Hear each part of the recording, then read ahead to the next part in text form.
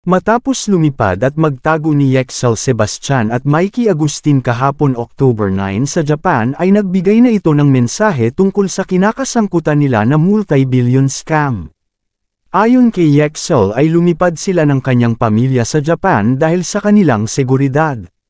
Marami na umano silang natanggap na pagbabanta maging ang buong pamilya nito. Kaya naman mas minabuti ng dalawa na isama ang buong pamilya at magtago muna pansamantala sa Japan. Narito ang mensahe ni Yexel Sebastian sa mga bumabatikos sa kanila. Siguro panahon na para ipagtanggol ko ang sarili ko at buo kong pamilya. Ayaw ko sana magsalita dahil kahit magmukha kaming masama at basura sa buong Pilipinas ay tatanggapin ko may ayos lang ng malumanay at tahimik pero kabaligtaran ang nangyari naging sobrang ingay na. Pati kaligtasan namin ay nalaganay na sa alanganin, masakit makita ang buong pamilya mo na umiiyak para sa kaligtasan namin. Ni Mikey and Zive, kaya palagay ko ito na ang tamang panahon, April 7, 2022. Nung sumama kami sa ribbon cutting na naganap sa isang legit casino sa Clark, Pampanga, after ribbon cutting, nagkaroon ng malaking event kung saan pinasalamatan ni Boss HKAKA, Hector Pantalona lahat ng matataas na tao sa casino, at iba pang casino branches. Legit ang junket, legit lahat ang tao, at legit ang operation.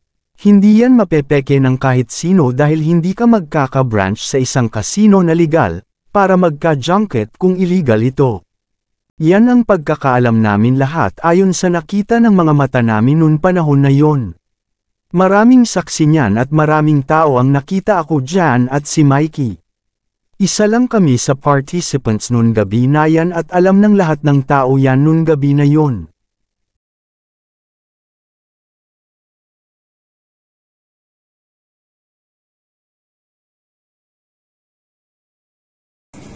Alright, before we proceed to our ribbon cutting, let's have a toast first.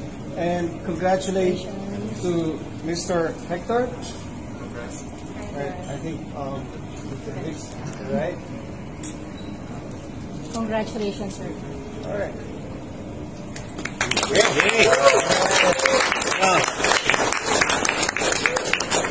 Bossing. Yun know.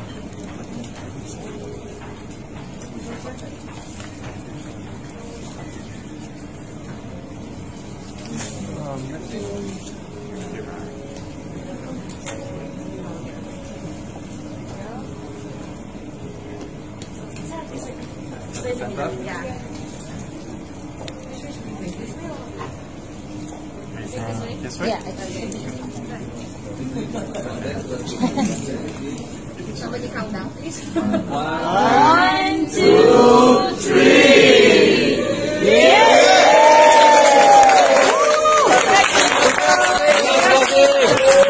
Congrats, bossing! You know? You know? Celebrating the opening of Horizon Players Club. This is the first ever junket to operate here at Hyatt Resort Casino.